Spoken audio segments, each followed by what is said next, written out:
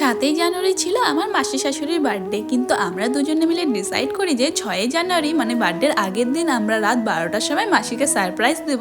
যেমন ভাবনা তেমন কাজ, আমরা দুজনে মিলে সন্ধ্যাবেলা বেরিয়ে পড়ি কেক আনতে যাওয়ার জন্য। দেখো পৌঁছে গেছি আমরা কেকের দোকানে। এখানে এসে বেশ কয়েকটা কেক দেখার পর ফাইনালি একটা কেক আমরা সিলেক্ট করে নিয়ে নিই। তারপর চলে আসি বাড়ির দিক। বাড়ি এসে আমরা রাত 12টা বাজার ওয়েট করতে থাকি এবং 11টা 48-এ আমরা দুজনে মিলে এসে এনে রাখা কেকটা নিয়ে বেরিয়ে পড়ি মাসি বাড়ির দিকে। কারণ আমাদের বাড়ি থেকে মাসি বাড়িটা একটু দূরে, মানে 5 মিনিটের হাঁটা পথের রাস্তা।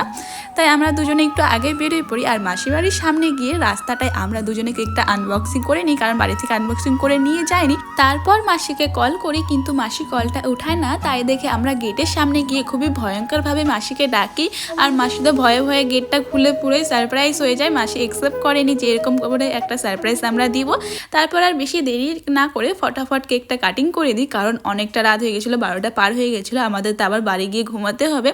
তারপর কেক কাট করে নিই। তো আজকের ভিডিওটা এখানেই শেষ করছি। ভিডিওটা ভালো লাগলে একটা লাইক করে চ্যানেলটাকে সাবস্ক্রাইব করে পাশে থেকেও। চলো দেখা হচ্ছে নেক্সট ভিডিওতে। বাই।